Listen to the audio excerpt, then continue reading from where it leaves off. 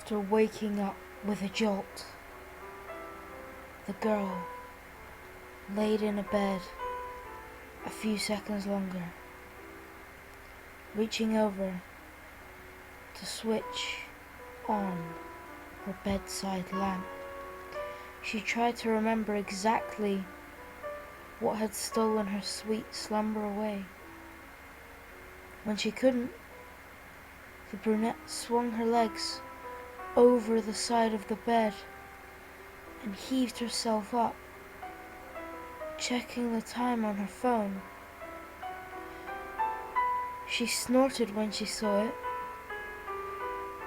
It was midnight, the witching hour. Knowing that sleep would only evade her, she left her bedroom for the kitchen, a good cup of coffee on her mind.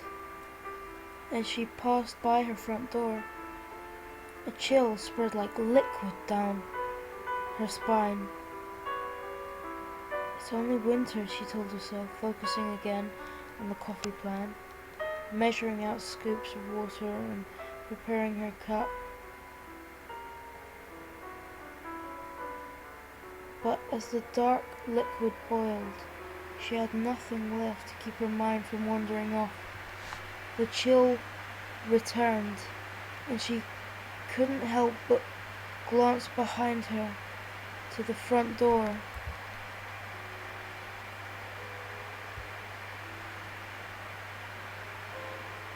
It stood there, innocently enough, just like always. The deadbolt was still in place. She could see nothing amiss with it. Turning back to her coffee, she did her best to forget about the feeling. With her cup in hand, she started back down towards her bedroom. As she walked by the front door, she decided that a quick glance out of the peephole would calm her restless mind. The chill worsened with each step she took towards the door, and further away from safety and warmth of blankets. She pressed her empty hand against the cold metal door and took a deep breath before leading her eye to the peephole.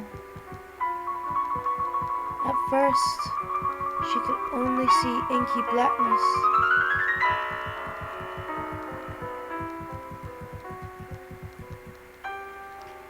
And somehow seemed to swirl in itself. When she blinked in surprise, the void melted away.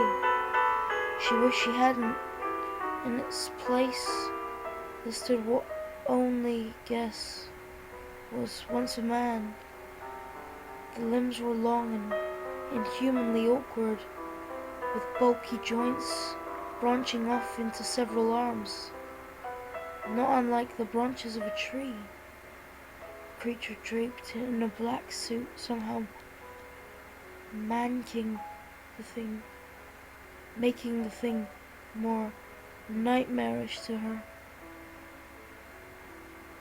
The icing on the proverbial cake, however, was what passed that hellish thing's face.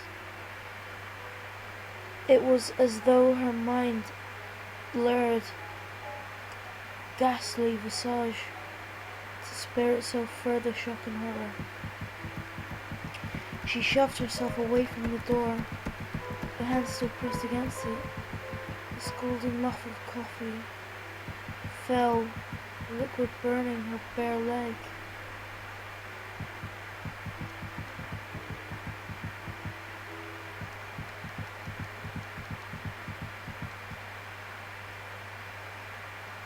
As she fell backwards and tried to crawl away from the door, she knew somehow that her mind hadn't been playing tricks on her. As she crab walked away from the door,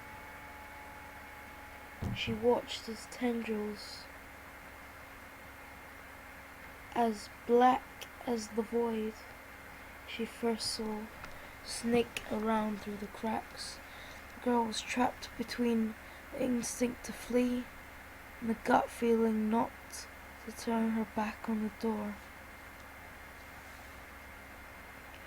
When the door jolted, the urge to flee overcame her, and she slipped in the burning liquid.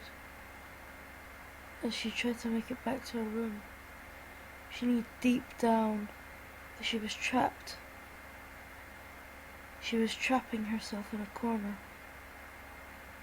But she had to get away from the door. The girl was halfway down the hallway when she heard the previously locked door creak open. She screamed and slipped into a wall, cracking her chin on it, stunning her. After that, there was only blackness. "Nicole?" A warm male voice snapped the woman out of her trance. She turned around. She was met by one of her sister's doctors. She nodded, not sure if she should say anything or even if she could find her voice. She did have something to say that morning. She'd gotten an urgent phone call from the hospital saying that her sister, Lindsay, was there before they had even let her see her. The doctor pulled her off to the side and insisted that they talk about what might have happened. Phrases like self-inflicted insult had been thrown around, and Nicole felt her mind reel. She hadn't fully understood what he had been saying until she saw Lindsay with her own eyes. Her little sister had a bandage wrapped around her head, covering both of her ears as well as her eyes. They said it was to keep her now deadened eyes from drying out, try to keep the infection in the wounds.